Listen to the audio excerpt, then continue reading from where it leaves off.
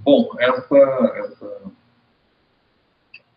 parte agora, né, do equilibroscópio, a gente vai falar, né, vamos ver aí a respeito dos métodos que a gente tem para a determinação das isotérmicas, né? Então, a gente tem alguns métodos, né, alguns com tem algumas características favoráveis a alguma questão, outras favoráveis a outras, né, tem algumas vantagens, mas, assim, de modo geral, a gente tem 3, 4 métodos principais para a determinação das isotérmicas, né? Aqui no laboratório a gente faz praticamente 3 deles, né? Até temos a possibilidade de fazer.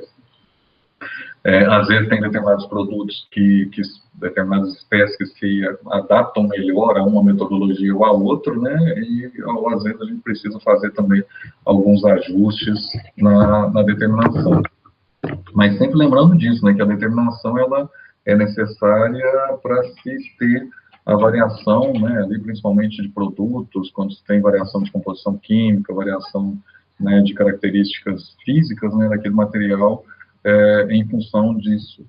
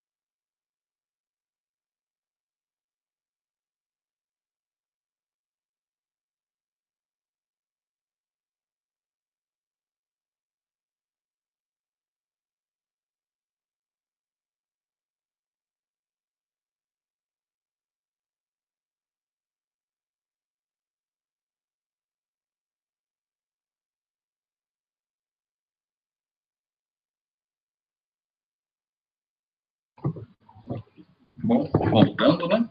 Deixa eu retornar aqui onde estávamos.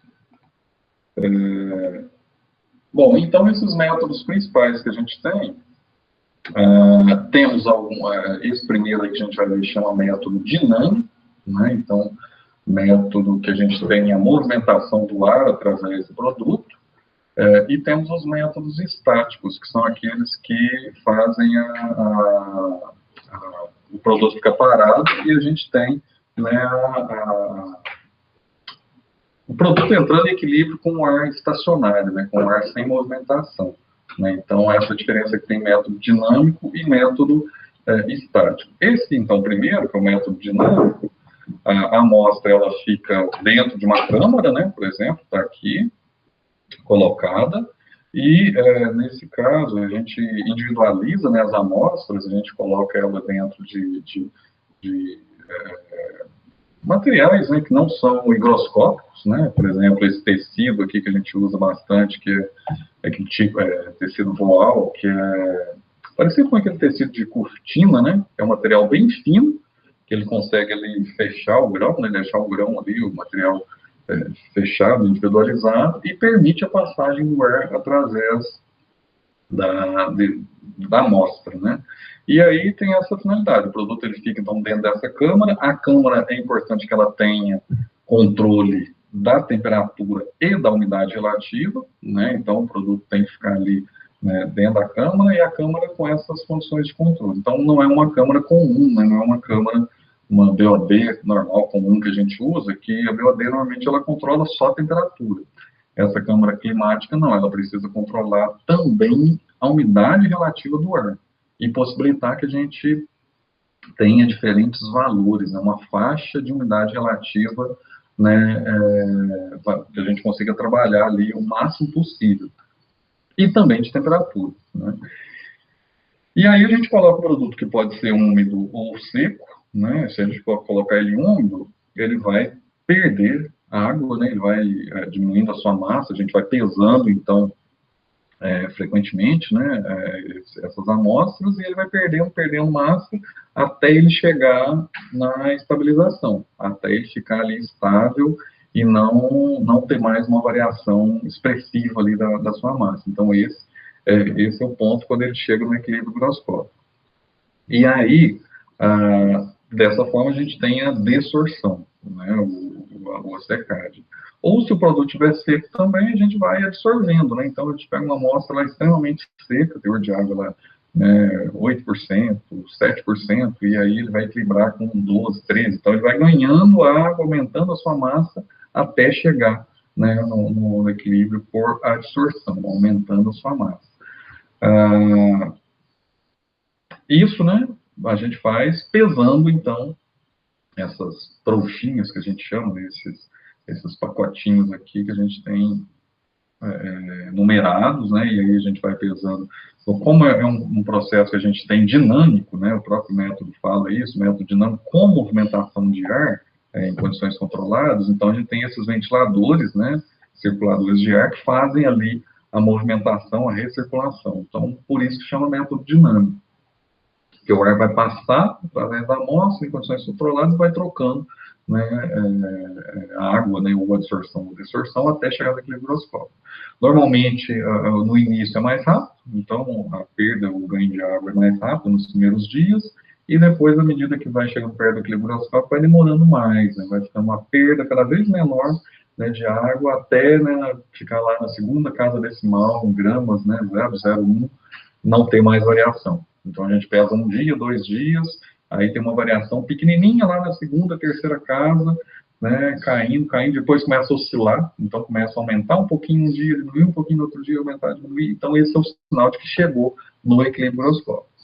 Isso a gente faz, regula a câmara, né, para uma temperatura e uma umidade relativa. E aí a gente vai ter, quando chega no equilíbrio higroscópico, um desses pontos aqui, ó, um ponto para uma temperatura. Aí a gente faz o quê? Pega a câmara, muda agora para a mesma temperatura, por exemplo, aqui 25 graus, então trabalhou ali com 25 graus e 40% de umidade relativa, 0,4. Ok, chegou no equilíbrio higroscópico, tirou, determina o teor de água, leva para a estufa 24 horas ou 72 horas, de acordo com a metodologia, e tem aqui, ó, o teor de água de equilíbrio. Então, eu tenho o ponto de teor de água de equilíbrio, eu tenho a temperatura, que é 25 graus, estabelecida lá na câmara, e eu tenho a umidade relativa também estabelecida lá na câmara, 40%. Então, tem as três informações necessárias. Teor de água de equilíbrio, temperatura e umidade relativa de equilíbrio. Ok. Fez isso, tira aquela amostra, né, termina com ela, pega outras amostras, regula a câmara agora para 55, igual está aqui, né, nesse exemplo, 55% de umidade relativa, 25 graus ainda, e faz todo o processo novamente. Vai pesando hoje, amanhã, depois, uma semana. Quanto tempo? Depende do produto. Tem produtos que chegam no equilíbrio higroscópico mais rapidamente, outros demoram aí semanas, às vezes meses, para chegar no equilíbrio higroscópico. Pode acontecer, né? Isso, todas as características que a gente viu lá, principalmente nesse caso aí de demora, principalmente relacionado com a estrutura, né? Estrutura do produto, tempo que vai demorar para passar nessas camadas, a água, né? E entrar no equilíbrio. E faz isso para vários pontos, para uma mesma temperatura. Terminou a temperatura de 25 graus, vamos agora para a temperatura de 35, 40, 45, 50, de acordo com o objetivo do trabalho. Nesse caso aqui, a gente tem um exemplo lá de 2006, né, um trabalho que a gente fez lá com arroz em casca. Isso aqui ainda está um doutorado ainda, quando a gente coletou os dados, né? Então, foram vários dias, vários, né, coleta de dados ali para se chegar nessas informações e conseguir fazer essas isotermas. Aí pegam-se esses dados, né, e aí tem uma parte toda específica lá da modelagem matemática, que a gente não entra em detalhes aqui, não é o objetivo aqui da disciplina, mas tem uma outra disciplina que a gente tem extra, que esse semestre, por exemplo, não está ofertando isso, né? Cada 2 anos a gente oferta, que é de modelagem matemática, né?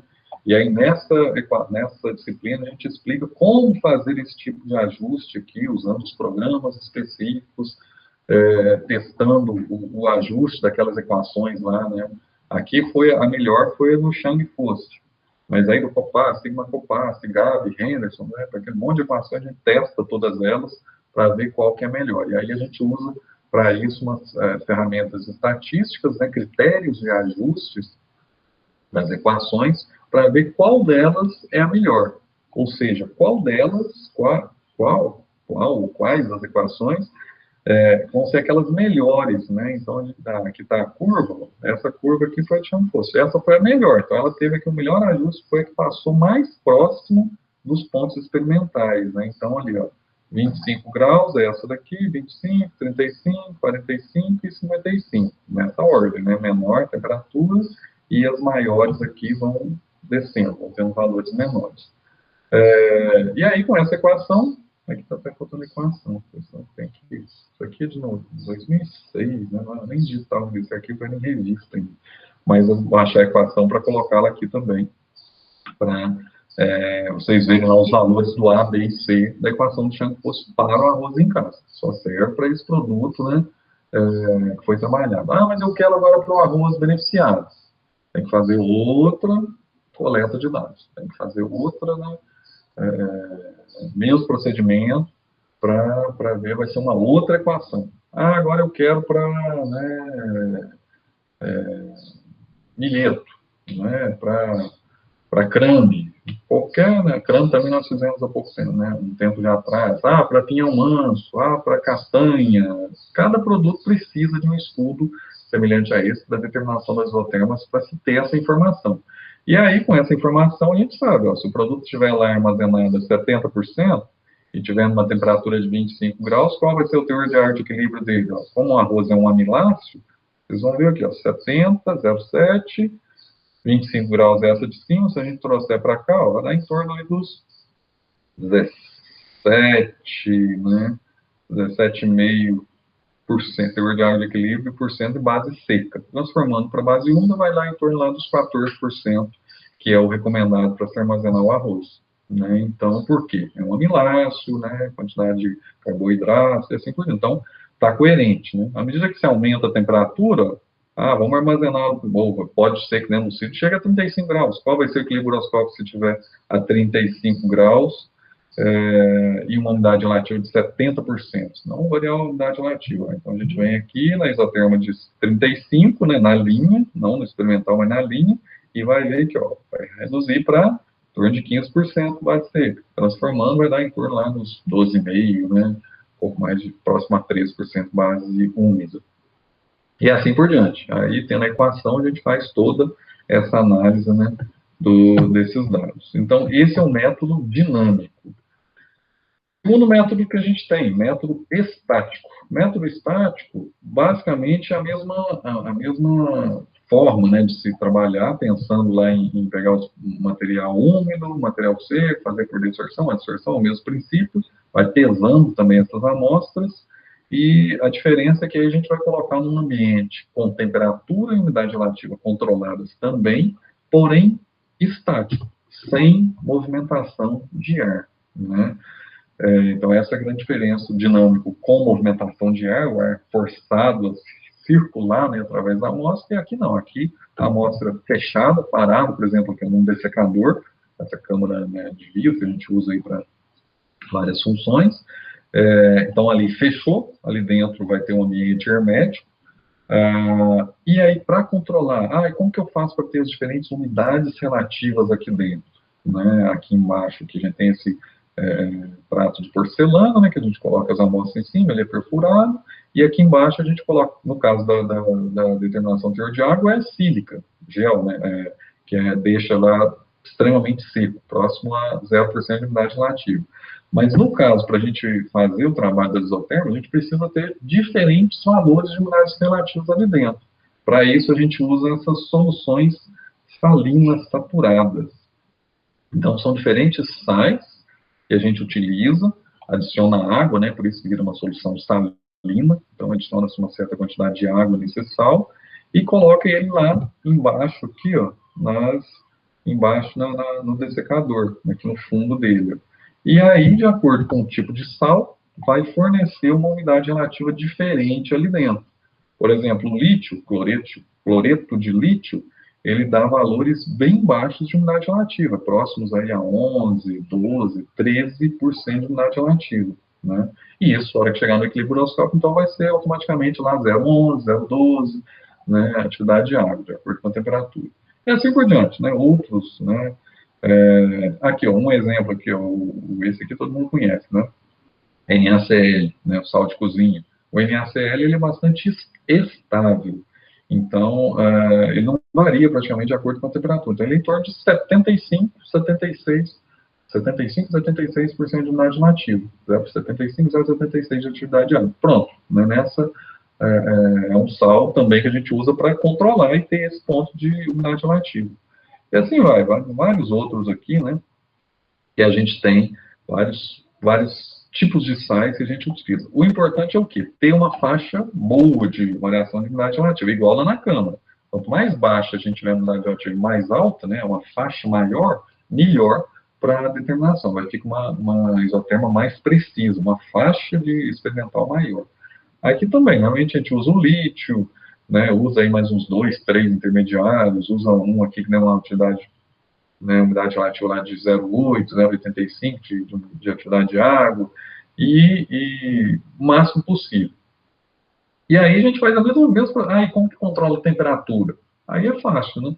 Aí é só pegar o dessecador e colocar os dessecadores, né? Porque eu posso ter uma solução salina nesse primeiro, uma solução nesse segundo, uma solução nesse terceiro, e coloco todos numa BOD. E regulo lá a temperatura. Põe a 25 graus, por exemplo. Não, aí eu tenho 25 graus na BOD, na câmara, tenho 12% nesse primeiro, tenho 35% nesse segundo, tenho 85% nesse terceiro. Pronto, tem 3 condições diferentes fazendo ao mesmo tempo. Então, isso é uma vantagem, né? A gente consegue ter mais pontos de uma vez só. Porém, qual que vocês acham que é mais rápido? O método estático ou o método dinâmico para se chegar no equilíbrio buroscópico? No dia que a gente coloca a amostra até equilibrar. Vai ter van, mesma coisa, né? Diariamente aqui, ou às vezes mais de uma vez ao dia, retira-se a amostra, balança, anota, outro dia de novo, para ver se está caindo, se está equilibrando, se está aumentando. Qual vai ser mais rápido? O dinâmico, né, professor? Exato. O dinâmico tende a ser mais rápido por causa da movimentação de ar. Então, isso é uma vantagem. E o sal, os sais, cada um tem seu equilíbrio, né? Então, tem os que demora mais, entra em equilíbrio, outros menos. Exato. Então, essa é outra característica também. Principalmente ali os mais... Depende, tem os mais secos, são mais, né? Mas eles têm o seu tempo. E às vezes demora-se um bom tempo. O que é um bom tempo? Às vezes chega a demorar um mês, às vezes mais de um mês, com as amostras ali dentro, pesando e ainda não estabilizadas. E se demora um tempo grande, às vezes, qual que é o risco que pode acontecer de ter nesses dessecadores aqui com a amostra? Principalmente as umidades relativas mais altas. Você tem uma umidade relativa, por exemplo, lá de 84, né, 81%, né, valores aí acima de 0,8, normalmente é o quanto costuma dar problema. Se está muito úmido, o que pode desenvolver aí dentro? Vai ter proliferação de micro-organismos, né? Fungos, né, principalmente. Isso, aí começa a ter fungo ali dentro, né, já começa a ter problema e tem que perder essa amostra. Aí tem que repetir, ficou ali um tempão, né, um tempo grande, e ainda assim estragou. Aí tem que refazer, tirar, limpar, outra amostra, né, essas amostras têm que estar bem conservadas, né, guardadas em BOD, né, isoladas lá para não ter perda de água, senão também interfere. Então, é um método interessante, né, aceito também, né, tradicionalmente, muito tempo na literatura é um método reconhecido, porém tem essa dificuldade, né, em relação ao tempo. A vantagem é que pelo menos você faz 3 de uma vez, se você tiver mais dessecadores e mais BODs, você faz 6, né, condições, às vezes mais condições de uma única vez, mas demora-se um tempo grande para se chegar ao equilíbrio, né.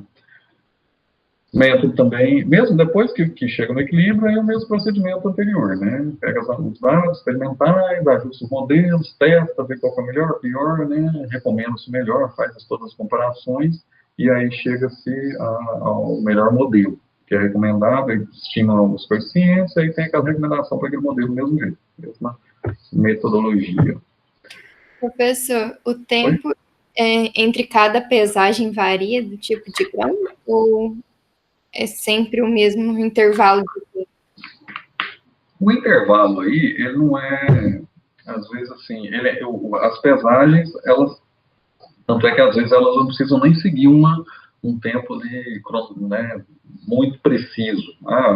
Fiz hoje, né, pesei hoje 10h28, amanhã 10h28 eu vou pesar de novo. Não. O importante é a gente ir tendo uma sequência de pesagens e acompanhando o que está acontecendo com o comportamento daquela amostra.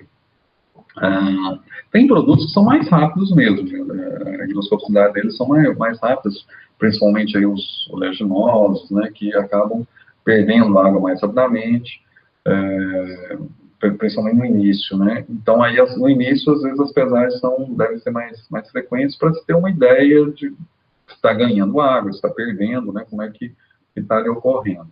Mas, no final, às vezes tem que pesar um dia, depois no outro dia, porque às vezes dá uma diferença pequena nas pesagens. Aí você acha que está em equilíbrio, aí deixa mais um dia, não, está caindo de novo. Então, às vezes acontece isso.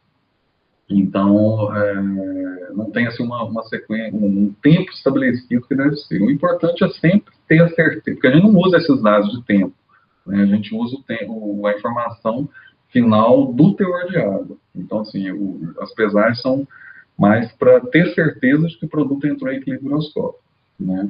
Às vezes podem ser relatados, né? Demorou em média tantos dias, né, para chegar ao equilíbrio higroscópico, mas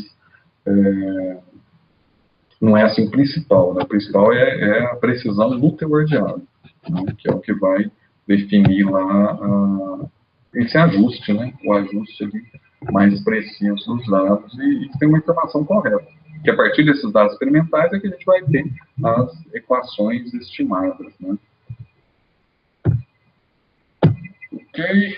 Bom, e aí, um outro método que a gente tem é o que a gente chama de estático indireto. Esse método ele é interessante porque ele não mede o teor de água. A gente não chega no teor de água de equilíbrio do produto, né? A gente faz a medição indireta, por isso que ele chama método indireto, né? Estático indireto. Estático é parado também é indireto porque a gente determina a atividade de água, né? E não o teor de água de equilíbrio. Então, vocês se recordam lá que a gente falou? A gente tem, para fazer essa determinação aqui, né, para chegar nesse gráfico, a gente precisa da temperatura, do teor de água de equilíbrio e da umidade relativa de equilíbrio, né? No equilíbrio higroscópico, a umidade relativa de equilíbrio se equivale à atividade de água, certo? Então, se eu utilizar um equipamento que determina a atividade de água, né, e se eu tiver o controle da temperatura, e se eu souber qual que é o teor de água dessa amostra, eu consigo ter as três informações também, porque no equilíbrio higroscópico a atividade de água é a umidade relativa de equilíbrio. Então, aí a gente faz um trabalho inverso. A gente determina a atividade de água, controla a temperatura da mesma maneira que a gente controla a temperatura, né, nos outros métodos, e a gente entra com uma amostra que a gente sabe o teor de água dela, ou então a gente determina o teor de água no final. Mas não é o teor de água de equilíbrio, né? A gente não espera chegar ao equilíbrio higroscópico, a gente pega aquela amostra, está lá com 15% de teor de água, ok. Então eu pego aquela amostra com 15%, põe lá no equipamento, determina a atividade de água, controla a temperatura, aí a gente tem equipamentos que já fazem isso internamente, tem outros que não fazem. Nós, por exemplo, aqui no laboratório, a gente não faz. Então, a gente põe ele numa BOD e controla a temperatura da amostra ali e do equipamento junto, né, para ficar naquele valor, ali onde a amostra é colocada. E aí a gente, depois que determinou a atividade de água naquela amostra, determina, leva para a estufa e determina o teor de água, né? Mas não é o teor de água de equilíbrio, é o teor de água para aquela condição, de atividade de água e de temperatura, né? Mas que vão fornecer as três informações da mesma maneira, porque no equilíbrio higroscópico elas se igualam. Então, a grande possibilidade, né, uma grande definição que possibilita essa determinação pelo método indireto é essa, de que no equilíbrio higroscópico a atividade de água é igual à umidade relativa de equilíbrio. E aí utilizam-se esses equipamentos medidores de atividade de água. Tem vários modelos, né? Esse aqui é um mais completo, que consegue controlar também a temperatura, né, da determinação. Então, isso facilita, né, um pouco no caso para se fazer. Esse aqui também, aquele mais antigo, esse aqui mais moderno, tem vários outros modelos. Aqualab, né, esse aqui é a marca dele, que ficou conhecido também. Esse aqui ele tem uma limitação, ele tem um volume de amostra, essa é uma limitação desse tipo de determinação. O volume da amostra, às vezes, são poucos gramas, né, então um volume pequeno, às vezes, dependendo do tamanho do grão ou da partícula que a gente quer fazer, não tem como, não cabe, e aí sobra espaço de ar, que também interfere, né, então tem algumas questões que têm que ser verificadas. Aqui a gente controla a temperatura, ó, 20 graus, e ali já deu um valor de atividade de água, né, 0,003, 0,7, 32, alguma coisa, né, um valor. E o que a gente tem com o laboratório é desse tipo aqui, é o mais simples. Esse aqui ele deve estar na faixa hoje de uns, dólar, né, também já subiu e disparou, deve estar na faixa de uns 120, 130 mil, né. Esse aqui é a última cotação que eu tinha feito dele, há uns 2 anos atrás, quando o dólar não estava tão alto, ele era em torno de 30 mil. Hoje deve estar em torno de uns 40, né? E é um aparelhinho desse tamanhozinho, né? Bem simples esse aqui, né? Mas dá ali a precisão de 3 casas decimais, então isso dá a atividade de água de 0,111, 3 decimais, né? Então também já é uma precisão boa. Aqui é colocada a amostra, né? A amostra coloca-se aqui dentro. Essa parte aqui é onde tem um cabo aqui que liga, né? E é onde faz a leitura. Essa parte que a gente não põe na câmara, né? Só essa parte aqui com a amostra. Normalmente a gente já deixa a amostra já numa embalagem impermeável, né? Dentro da estufa, da BOD, para equilibrar a temperatura. A gente já coloca um dia antes, coloca lá para equilibrar a temperatura.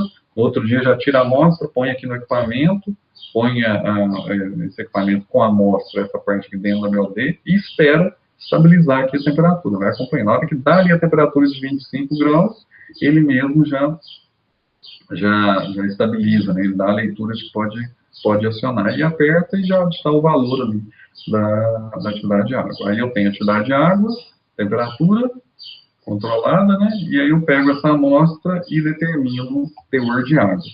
E aí a gente vai para mesmo a determinação anterior. Um ponto determinado aqui dessa isoterma. E aí faz todos os ajustes, né, normalmente usando esse método. Então, esse método estático indireto para a determinação da atividade de água dos grãos.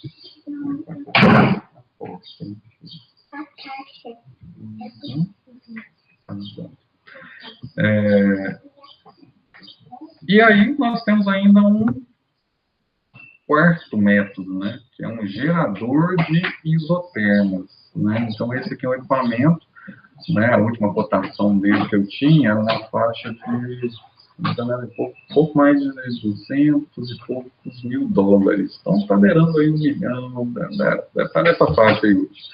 Mas é um equipamento que ele gera os isotermas, né. Então você coloca a amostra nele, ele interligado, tem interface lá com o computador, ele interligado, e ele vai te mostrando ali, ele deixa ali uma meia hora, 40 minutos, ele vai fazendo aqui ele tem toda essa medição aqui, né, que chama de, utilizando ali as definições de ponto de orvalho, né, então ele utiliza o ponto de orvalho quando chega na saturação, então ele pega a amostra e vai analisando, e vai fazendo a determinação, e vai variando tanto a atividade de água e também, né, a controle de temperatura. Você pode escolher a temperatura. E aí ele vai fazendo isso e vai traçando a isoterma. Olha só que interessante, né? Aqui, isoterma, aqui atividade de água, né? Aqui o teor de água, e ali ele traçando as isotermas, né? A isoterma que foi estabelecida. Então, é um equipamento fantástico. Você tem aqui a faixa de medição de temperatura, né, que ele trabalha, e aí o volume, o tamanho da cápsula, né, não é também uma cápsula tão grande, aqui em torno de 10 centímetros cúbicos, né, e aí a gente tem essa determinação gerador de isotérmicos, equipamento aí fantástico para essa finalidade também. Então, aí são os 4 métodos, né, principais que a gente tem de determinação de utilidade de isotermas, né, determinação das isotermas. Ok, por enquanto, dúvidas até aí? Ou que vocês queiram falar, queiram comentar sobre esses métodos? Tranquilos?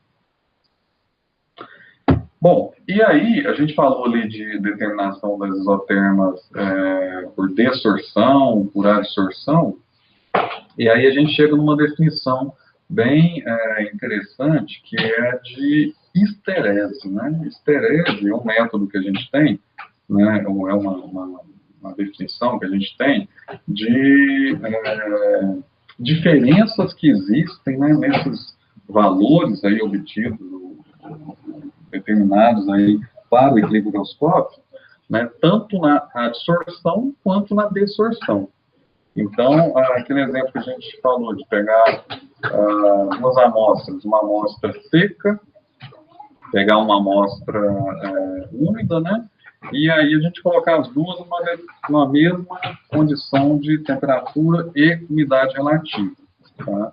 E deixar as duas ali, uma vai perder água dentro do higroscópio e a outra vai ganhar água até o equilíbrio groscópico, né? E aí, dessa maneira, a gente tem a diferença nesses valores, né? Os valores ali, eles não chegam na mesma... o equilíbrio groscópico não chega nos mesmos valores. E a que se deve isso? A fenômeno da esterese.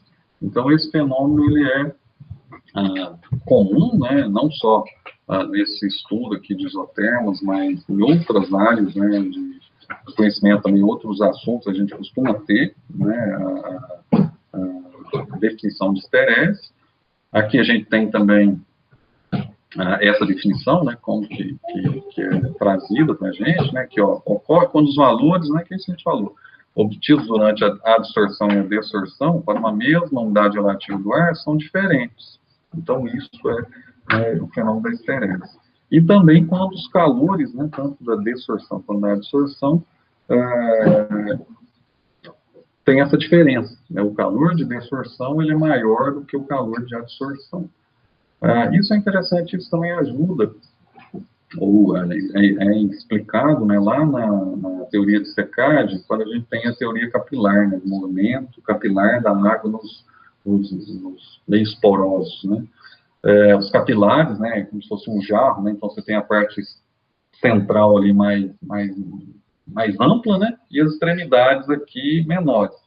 E aí, quando essa água sai, esses capilares, né, se contraem, então gasta-se uma quantidade de energia para remover essa água devido à desorção, saída.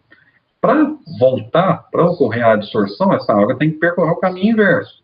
Então, essa água passa de novo ali pelos capilares, né, que estão agora contraídos, né, mais apertados, vamos pensar assim, e aí gasta-se uma energia diferente para essa água retornar. Por isso que a adsorção é mais difícil do que a desorção. Por isso que eu falei, é mais fácil secar do que reamolecer, né, lá no armazenamento, é mais fácil, né, perder a água do que ele ganhar, por causa, uma das explicações é essa, da diferença aí das energias, né, vamos falar assim, do calor que tem para dessorver, para secar, quanto para absorver, né, a mesma quantidade de energia mobiliza uma maior quantidade de vapor d'água quando o processo é de adsorção do que quando é de desorção, né? Então, dá essa explicação para a gente.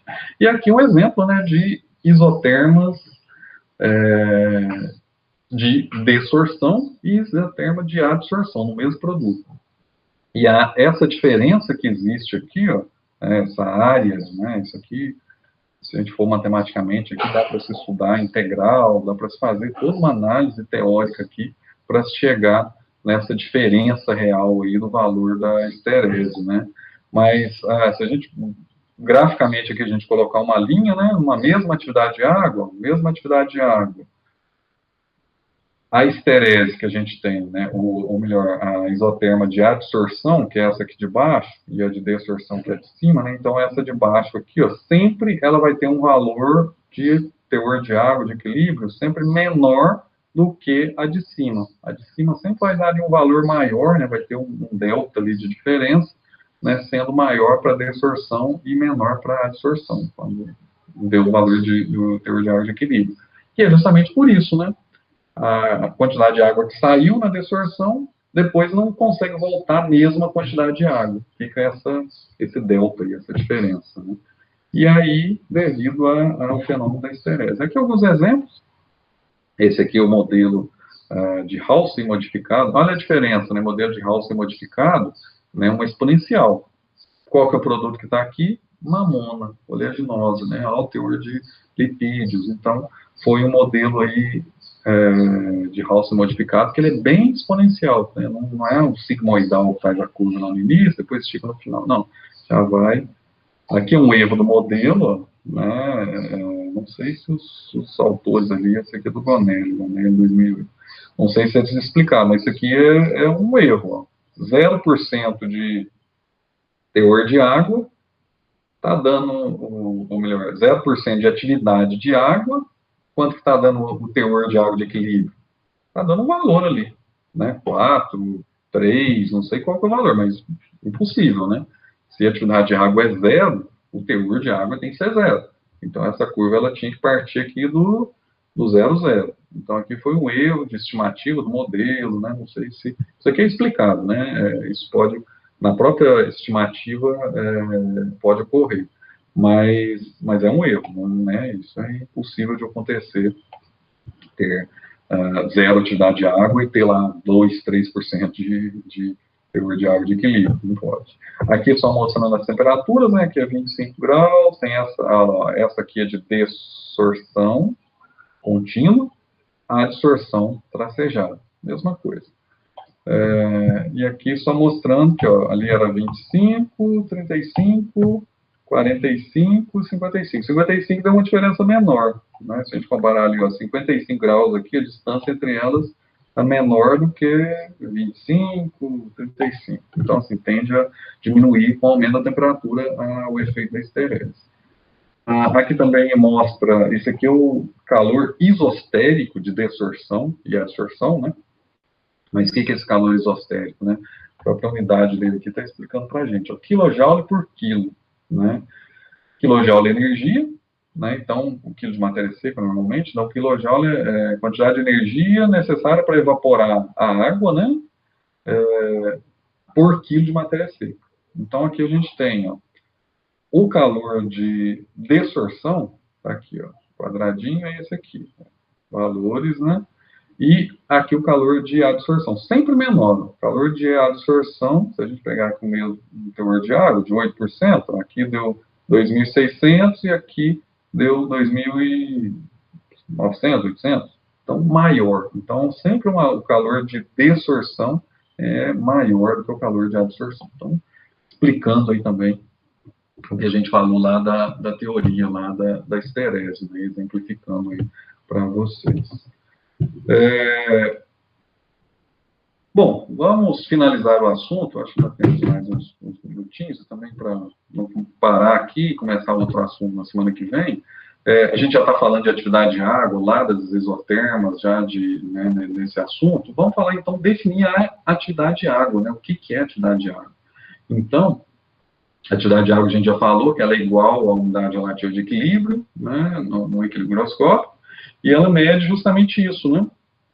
Essa relação que existe entre a água que tem ali no produto e a água disponível, né? Vamos pensar assim, água disponível para reações físico-químicas e principalmente microbiológicas. Então, os fungos aqui principalmente, né? Que fazem, podem deteriorar o produto, né? Nesse caso aqui, qual que é o principal fator que interfere na atividade de água? É o teor de água. Então, aqui normalmente é diretamente proporcional. Aumentou o teor de água do produto, aumentou a atividade de água do produto também, né? Só que são coisas diferentes. Teor de água é aquela equação lá, quantidade de água que tem em relação à massa total. base 1. Quantidade de água em relação à massa seca, base seca. Agora, a atividade de água é a água disponível para reações físico-químicas e microbiológicas, né, do produto.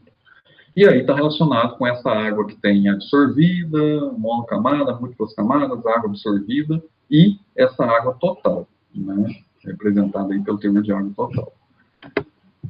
Definição, está aí, média disponibilidade de água para participar das reações químicas, enzimáticas e microbiológicas. Essa é a definição, né, geral aí de atividade de água. E a relação entre o teor de água de um alimento e a umidade relativa de equilíbrio dessa microatmosfera, né, que a gente falou aí, que envolve, que circunda ali o grão, né. Definição matemática está aí, né, relação entre a pressão de vapor exercida pelo alimento e a pressão de vapor de saturação da água na mesma temperatura. Então, aqui a gente tem uma analogia bem interessante. O que é a umidade relativa, né? Umidade relativa, isso aí a gente viu mais detalhadamente lá na disciplina de secagem. Mas aqui, para quem não fez ainda, só para exemplificar também, entender, umidade relativa, o que é? É o quanto de água que tem no ar em relação ao máximo que caberia. Certo? Então, é a pressão de vapor do ar em relação à pressão de vapor de saturação. O máximo de quando que está a umidade relativa de 100%, né? Quando não cabe mais água nesse ar. Então, é 100% de umidade relativa. Passa de 100%? Não passa, é o limite. Se tiver mais água, né, nesse ar, vai ser condensada a água, vira orvalho, né? Isso é umidade relativa. Já a atividade de água, ela mede, então, essa relação entre a pressão de vapor que tem ali no produto e a pressão de vapor de saturação no produto, né? Isso tudo relacionado ao produto. Então, assim, umidade relativa é no ar, a atividade de água é no produto, né? As definições são semelhantes, mas distintas, porque uma é no grão, a outra é no ar. E no equilíbrio groscópico, está aqui, né? As duas são numericamente iguais no equilíbrio groscópico. Então, está ali, a atividade de água vai ser a pressão de vapor, né, do grão, dividido pela pressão de vapor de saturação no grão, e que é igual a umidade relativa de equilíbrio dividido por 100. Essa relação aqui é o que permite a gente utilizar a atividade de água, o equipamento, o determinador de atividade de água nas determinações das isotérmicas. Essa definição de atividade de água vai nos trazer aí várias aplicações, principalmente em relação a alimentos, né, alimentos perecíveis, não perecíveis. Aí a indústria de alimentos trabalha muito com essa parte de atividade de água, né, adicionar aditivos, mexer ali na composição de determinado produto, determinado, né, alimento processado, materiais aí, misturas, massas, né, tudo isso que se tem comercializado tem um tempo de vida, né, um tempo ali que a validade traz, em função da atividade de água. Ou seja, trabalha-se muito com a redução de atividade de água, adição aí de conservantes, né, naturais, não naturais, tem toda essa discussão assim, na nossa parte de alimentos, mas principalmente em função da atividade de água, né. Os alimentos perecíveis são aqueles que têm alta atividade de água, semi-perecíveis intermediária, e os não perecíveis têm baixa atividade de água, voltando, né. Semi-perecíveis é uma atividade de água intermediária, e os perecíveis são aqueles com atividade de água alta, extremamente alta, né.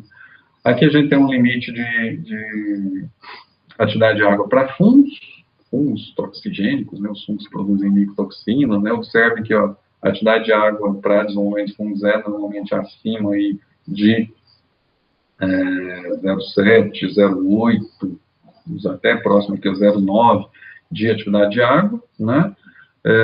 Aqui várias espécies de fungos, não vou entrar muito nesse detalhe aqui, mas só para vocês terem essa noção, essa relação, né, do fungo com a atividade de água que ele se desenvolve e aquela atividade de água que ele pode produzir micotoxinas, né, que são aí famosas hoje em dia não, por um tempo bastante já, mas principalmente pela, né, o poder de toxicidade que tem, né, e de causar aí uma série de problemas, né, cancerígenos, né, problemas, né, rins, vários outros, né, tanto para animais quanto para o ser humano. E relacionado aqui principalmente com o desenvolvimento dos fungos, né? Para ter micotoxina tem que ter o fungo. O fungo só vai se desenvolver se ele tiver uma condição favorável, uma condição adequada. E aqui vem a questão do 0,68, 0,7, né? São as espécies mais restritivas aqui ao desenvolvimento em relação à atividade de água, né? Aqui duas espécies aqui de aspergilos, que é um tipo de fungo, né? Uma espécie de fungo, e aqui mostrando, então, essa atividade de água mínima. Então, é daqui que vem, né, o 0,7, 0,68, que a gente trabalha lá para ser armazenado de forma segura. Então, de novo, tendo a isoterma, tendo naquela temperatura específica, a gente consegue trabalhar e saber para qual produto o teor de água de equilíbrio que ele pode ficar ali de forma segura, sem ter risco de desenvolvimento nenhum desses fungos. Quando começa a desenvolver os fungos, aí começa uma reação em cadeia, né? O fungo começa a se desenvolver, começa a esquentar, começa a liberar água, umedece mais o ambiente, absorve a água no grão, aí aumenta o teor de água, aumenta a respiração, nós vamos falar de respiração, né, em aulas futuras, e aí a gente começa a ter todo esse ciclo, né, relacionado aí com a deterioração. E começa aqui, ó, na atividade de água, determinado produto, né, não adequado.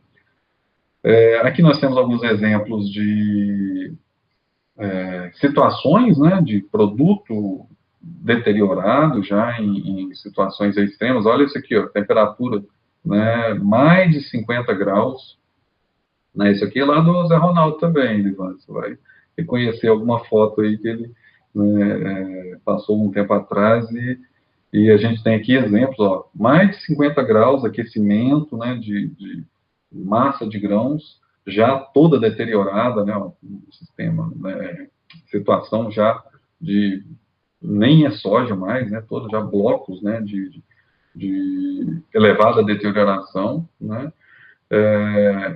e desenvolvimento dos micro-organismos, que vão, né, uma sucessão ali vai trazendo outros. Olha aí os fungos, né, aqui pode ser penicílio também, que é outro fungo de armazenamento bastante comum, tem essa tonalidade mais cinza, né, acinzentada. Aqui normalmente são os aspergilos, que tem essas parece uma cabecinha de alfinete, né, uma amarelinha ali mostrando ali a estrutura do fungo já, né, desenvolvida, ali, um detalhe, então já avançado já e porque teve condições de se desenvolver. Por que ele se desenvolve aqui, ó, na parte do germe, aqui do milho, né, onde tem a parte mais, onde se concentra a parte de lipídios, né, do milho. E aí é onde, né, vai ter uma atividade de água maior. Se a gente pegar o grão, né, e ele tem diferenças, né, diferentes composições químicas nas diferentes partes, isso pode acontecer. Ele vai ter atividade de água diferente, dependendo ali do material da composição que ele tem, do constituinte que ele está ali apresentando.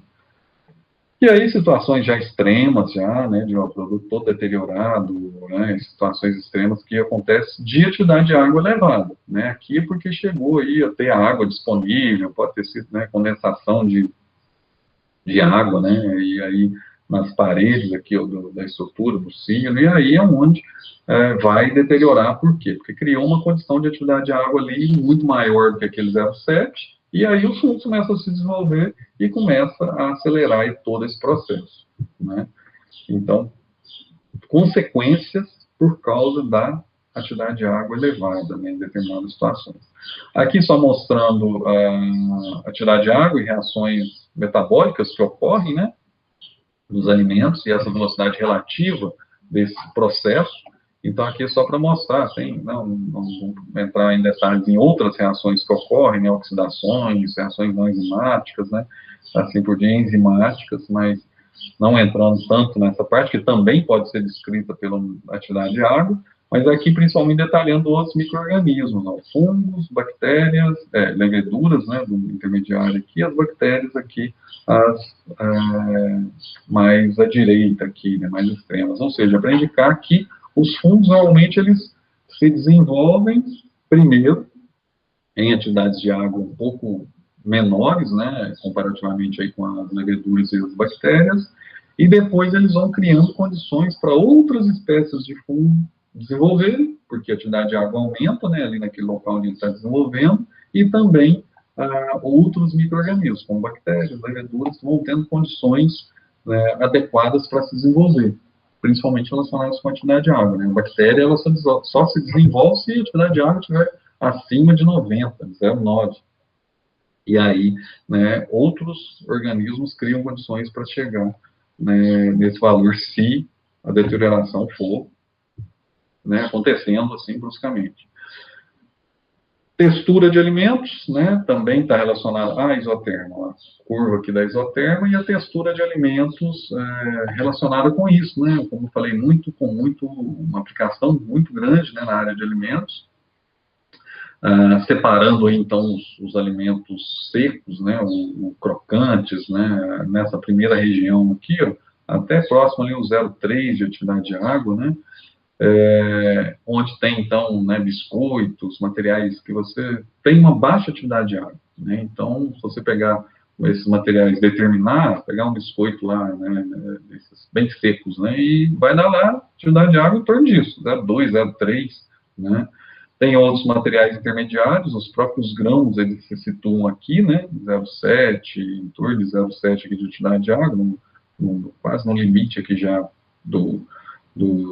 da segunda região com a terceira, mas a terceira em si é essa onde tem alimentos com alta atividade de água, né, os alimentos aí macios, grudentos, né, se a gente pegar aí alimentos processados, né, que ainda mantém uma atividade de água elevada, né, então, às vezes, a validade deles é curta, né, o tempo não é tão longo, porque, naturalmente, eles vão deteriorar se ficar muito tempo, a não ser que utilizem algumas estratégias de conservação, como resfriamento, congelamento, né, e aí você tem como, por exemplo, quando congela, você disponibiliza a água, então você passa ela para o estado sólido, ela não vai estar ali disponível para que o fungo desenvolva, né, então aí é um tratamento que existe, né, para minimizar esse problema.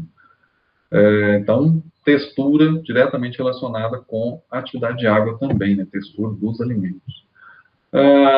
Importância, né, então a atividade de água está relacionada com a atividade microbiana, né, os micro-organismos, então atividade de água mais baixa vai inibir essa proliferação dos micro-organismos e também vai permitir que a gente consiga trabalhar aí com condições adequadas de armazenamento. Então, a gente consegue, né, explorar a atividade de água para isso, para ter melhores condições para se armazenar. E como que a gente controla a atividade de água, né, isso aqui já bastante lá na área de alimentos também, né, por que a gente adiciona, ou a gente não, mas por que as indústrias, né, quem desenvolve alimentos, ou de modo geral, tem-se toda essa discussão aí em relação a redução de sal, né, o cloreto de sódio, né, ou mesmo açúcar, né, diferentes tipos de açúcares que são adicionados nos alimentos, porque se a gente faz a adição desses constituintes, né, a gente está indisponibilizando a água, né, por meio de eletrólitos, aí o eletrólito, por exemplo, o sal, e não eletrólitos, açúcar, sacarose. Então, isso auxilia, né, nessa conservação. Além disso, que eu tinha falado, né, ó, congelar o alimento, né, que tem atividade de água alta, indisponibiliza também a água, né, ela passa para a fase sólida, e um outro método mais, né, antigo ainda, ou tão antigo quanto, mas muito utilizado, que é remover a água, né? Então, como que reduz a atividade de água? Secando. Então, a secagem nada mais é do que, né, quando a gente seca, a gente está reduzindo a atividade de água do produto, do alimento, visando aí a sua melhor conservação.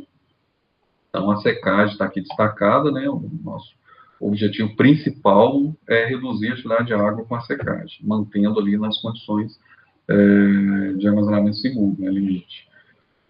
Os equipamentos, esse aí a gente já viu, acabamos de falar dele, né, medidor de atividade de água, tem medidores aí portáteis, né, com diferentes precisões, de acordo com a finalidade, indústria de alimentos, como eu falei, utiliza bastante esse tipo de equipamento para, ao mesmo tempo, ir controlando, né, monitorando os valores ali de atividade de água de alimentos, e até mesmo quando vai se fazer qualquer melhoria, qualquer mistura, qualquer desenvolvimento, alteração de fórmula, né, desses alimentos, se tem essa preocupação grande em verificar a atividade de água, qual o comportamento do produto. Não só a atividade de água, porque o determinador em si de atividade de água, ele te dá a informação ali instantânea, né, de qual que é a atividade de água do produto naquela condição que ele está ali, umidade, temperatura, né, mas o ideal é se fazer o estudo das isotermas, para saber, ó, variando as temperaturas, qual vai ser, né,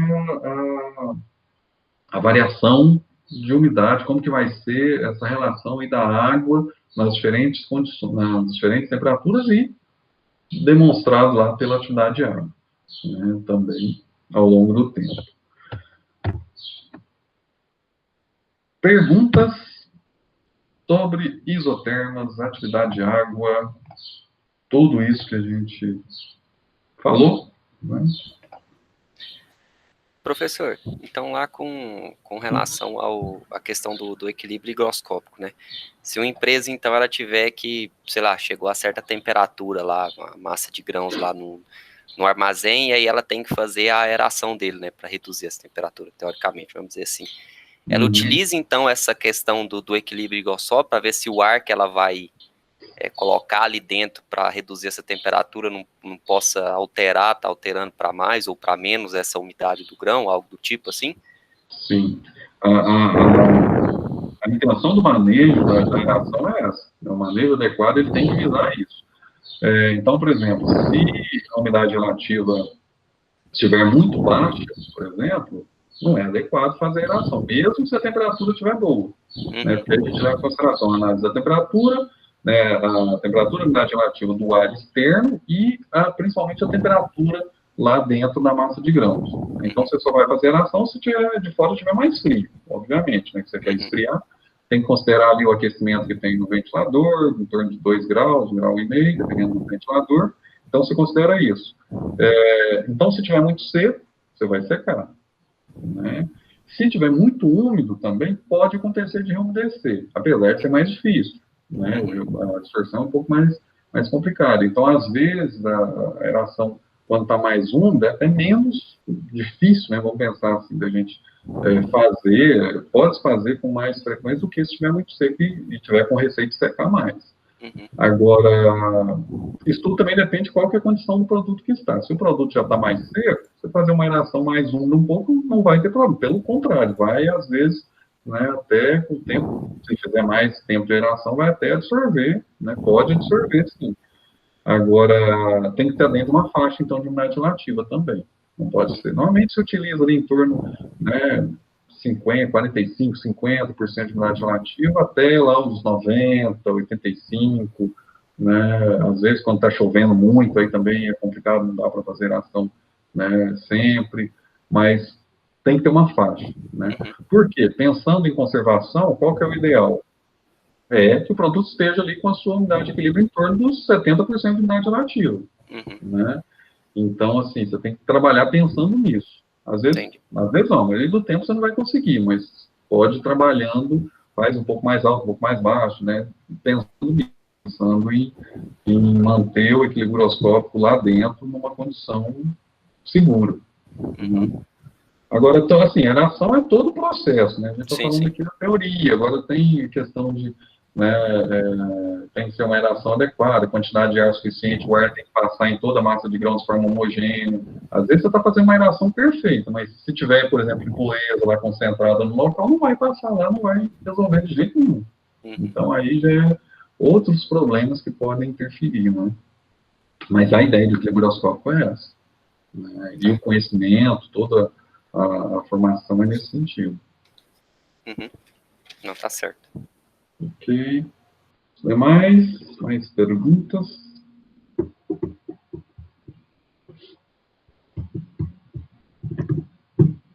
Ninguém? Mais?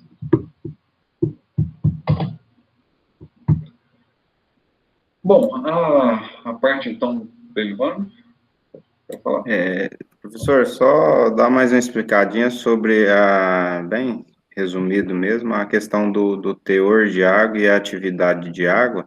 A atividade seria a questão da quantidade de água disponível daquele produto em si, ou tem mais... Esses dois conceitos, eles são, às vezes, mistura mesmo. Às vezes o pessoal confunde, né, definições e até para que usa um, para que usa o outro, e assim, são conceitos bem importantes, né, da gente ter eles bem claros, né, bem definidos, e são distintos, né. Teor de água é isso, né, o quanto de água que tem. Então, tem 100 gramas, tem 3%, tem 3 gramas de água. Ok, 3% base 1, certo? Agora, a atividade de água é o quanto dessa água que está disponível para as reações físico-químicas e principalmente microbiológicas. Então, por exemplo, eu posso ter um milho com 3% de teor de água e ter um girassol com 3% de teor de água. Os dois têm a mesma quantidade de água, né, o mesmo teor de água, 13 gramas de água em 100 gramas de amostra. Porém, se eu pegar o milho, colocar lá no determinador de atividade de água, ele numa determinada temperatura, né, vamos considerar que sejam iguais as temperaturas do milho e do girassol, ele vai dar, por exemplo, 0,7, com esse teor de água de 3%. Se eu pegar o girassol e colocar com 3% no determinador de atividade de água, ele vai dar muito mais alto. Ele vai dar 0,8, 0,85, não sei, né? Mas vai dar um valor bem superior. Por que eu sei que é superior?